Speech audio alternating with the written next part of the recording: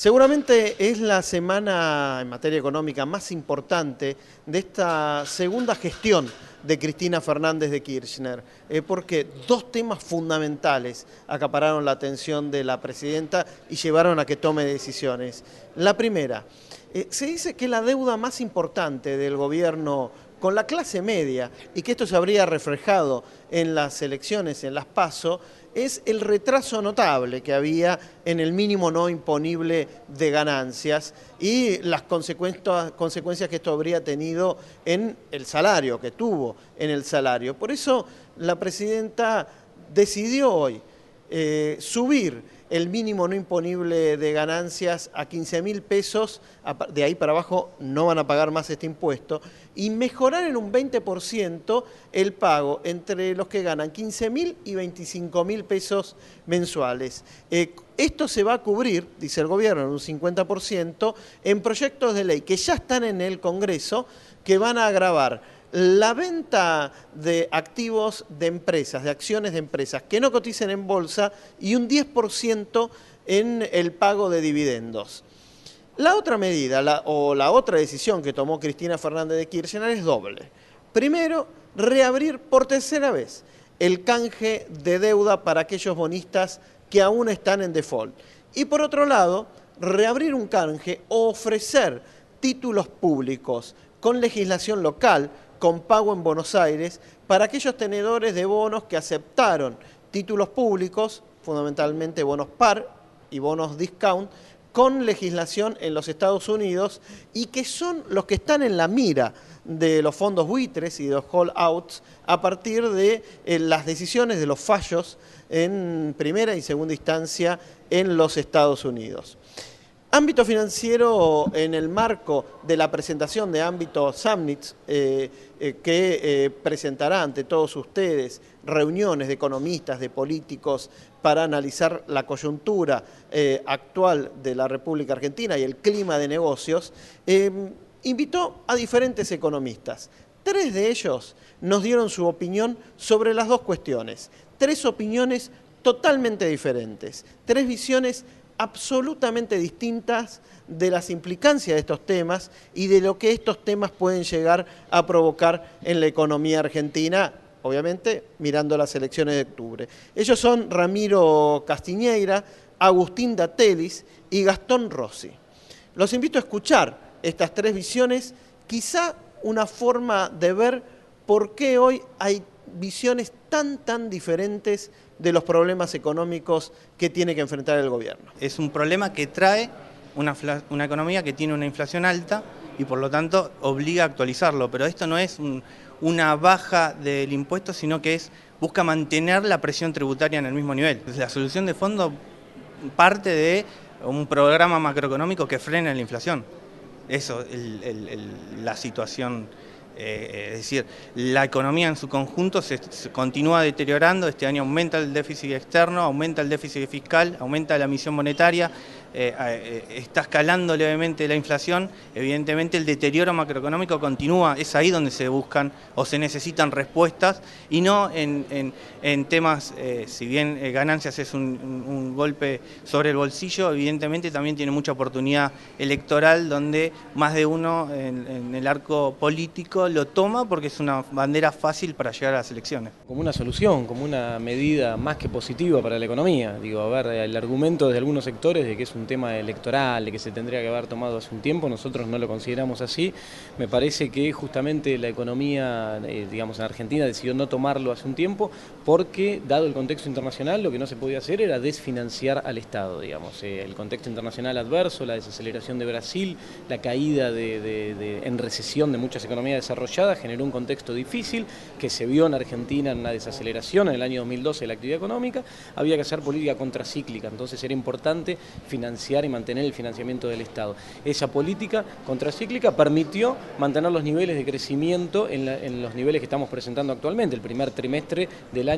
semestre del año cerró con un 5,1% de crecimiento. Ahora que la economía tiene un crecimiento sostenido, entonces sí es el momento de llevar adelante esta medida, que además tiene un efecto positivo sobre el crecimiento a futuro, porque libera, digamos, partidas de salarios de ingreso disponible para que sean volcadas a consumo. Yo creo que en la mayor medida van a ser volcadas a consumo porque apunta a un nicho de salarios de hasta 15.000 pesos, lo cual garantiza que gran parte de eso, si no todo, va a ir a parar a consumo, y hoy el consumo es lo que está traccionando la actividad económica. Entonces es una medida que también tiene un sentido en términos de apuntar a fortalecer el mercado interno. Así que digo, no me parece que haya sido por una cuestión electoralista, sino más bien por una cuestión de timing macroeconómico y de política económica de cuándo hay que llevar adelante cada una de las medidas. A ver, yo creo que fue claramente una cuestión electoralista. Digo, si uno mira la dinámica de lo que fue el mínimo no imponible, el gobierno durante el año pasado se resistió a corregirlo, obviamente en un entorno inflacionario por encima del 20%, eso generaba un aumento de la presión sobre los trabajadores. De hecho, le dio una bandera a la oposición y en particular al sindicalismo que martilló, digamos, sistemáticamente, con lo cual hacerlo en este contexto yo creo que primero es una reacción ante la mala respuesta o la derrota en las urnas, y creo que tiene algunos problemas en el sentido que el costo fiscal es elevado de la medida, creo que se hizo de una forma un tanto improvisada, que los aumentos de impuestos que se implementaron ni por asomo van a suplir la escasez de recursos que va a generar, que estimamos en base anual entre 15.000 y 20.000 millones de pesos. Digamos, es una cifra significativa en una economía en la cual el gasto público está creciendo por encima del 30%. Es decir, si se mantiene la dinámica del gasto como hasta ahora y uno incluye ganancias, lo que vamos a tener es una presión por el lado fiscal y en particular sobre los requerimientos de emisión monetaria más elevada. La medida la tomamos en forma positiva porque el canje de deuda tanto del 2005-2010 demostró que fue una solución para la economía argentina al reducir la deuda, al alargar los plazos de pago, a reducir la tasa de interés, ayudó a que la Argentina se saque de encima el problema de la deuda pública. Fue el puntapié inicial que permitió el desendeudamiento de la economía. Llamaba la atención que, sabiendo las virtudes que tuvo el canje tanto en el 2005-2010, nunca ponga sobre la mesa el gobierno nacional la posibilidad de negociar que entren. Al margen de que el fondo buitre no va a entrar, por lo menos se le quita argumentos de que dicen que Argentina no quiere negociar. Entonces, lo importante, o sea, los fondos que están litigando en Estados Unidos es obvio que no van a querer entrar al tercer canje, pero lo que permite es sacarle argumentos de que Argentina no quiere negociar. Pasamos de Argentina ni un dólar para los fondos buitres a ofrecerle 4.600 millones de dólares si hacemos el supuesto que entran absolutamente toda la deuda que está en default. Tiene que haber interés porque esto lo que abre permite la posibilidad justamente de resguardarse frente a alguna situación adversa en la justicia de Estados Unidos en esta situación del litigio con los holdouts. Parece que, dado lo que viene demostrando la justicia de Estados Unidos en sus últimos fallos, lo que hay que hacer, que es lo que se está haciendo, es proteger al 93% de los tenedores de deuda que ingresó en los dos canjes anteriores, 2005 y 2010, y Argentina, sobre los cuales Argentina cumplió a rajatabla con todos los pagos y hoy tienen esos títulos. Entonces, para preservar, dada la circunstancia de lo que está ocurriendo afuera, a estos tenedores de deuda es que se hace el canje. Yo creo que sí que va a haber una aceptación de esta situación en cuanto a la aceptación del canje, digamos, va a ser menor, digo, yo me refiero al cambio de jurisdicción, ¿no? La aceptación del canje, creo que los fondos holdouts, que son los que están litigando contra el país,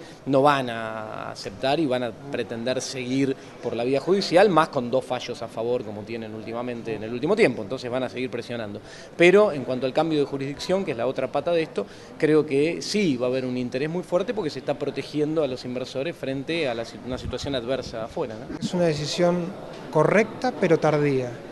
Digo, cuando uno mira cuál fue la estrategia judicial ante el litigio en Nueva York, digamos, la endija que encontraron los litigantes para hacer su punto, su argumentación en términos del trato igualatario, básicamente tenía que ver con haber mantenido la ley cerrojo, digamos, no haber tenido abierto el canje en su momento le hubiera dado una herramienta de negociación y un argumento muy fuerte para responder a esta cuestión planteada por los fondos litigantes. Es decir, yo creo que es una medida correcta, pero que el impacto que va a tener va a ser poco menos que simbólico. Puede servir para hacer una leve muestra de voluntad de pago ante la Corte. Puede haber algunos casos de tenedores minoristas que prefieran, antes que seguir litigando, digamos, tener el cobro en mano, digamos, el título en mano, pero creo que el margen de aceptación que va a tener no va a ser elevado, porque digo, cuando uno mira a los fondos, digamos, que tienen la mayor cantidad de tenencias, después de estar más de una década litigando con 2 fallos positivos en primera y segunda instancia, digamos, es casi, faltan 5 minutos para que termine el partido, es raro que no sigan o que no se mantengan dentro del cauce judicial. No, a bajar la atención al default técnico no, pero permite reducir el problema. ¿Por qué te quiero decir? Porque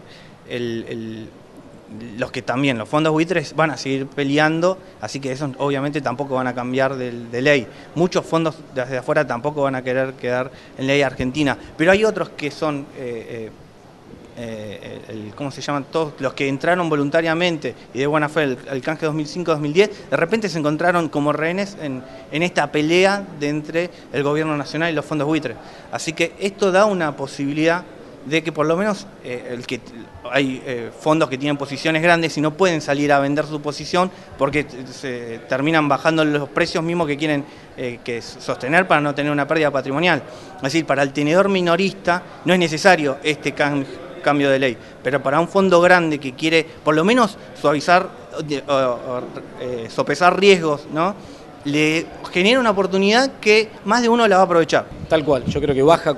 considerablemente esa tensión, digamos, porque aleja el fantasma de la posibilidad de embargo sobre los pagos y este tipo de cosas al cambiar la jurisdicción y realizarse la liquidación en el ámbito local, vía caja de valores, se quita de encima ese fantasma. Eso se tiene que ver traducido en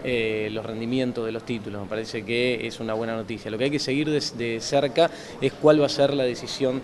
final de la justicia de Estados Unidos, si la Corte acepta o no acepta el caso y ver cómo termina definitivamente. Un planteo por parte de los holdouts pidan la caída del stay, es decir, de la cautelar que todavía está vigente y que ponga a la Argentina prácticamente en las vísperas de un default, de un escenario de default que obviamente generaría, más allá que la Argentina está fuera de los mercados internacionales actualmente, digo, en un contexto con una economía que tiene algunos problemas evidentes, podría poner más presión.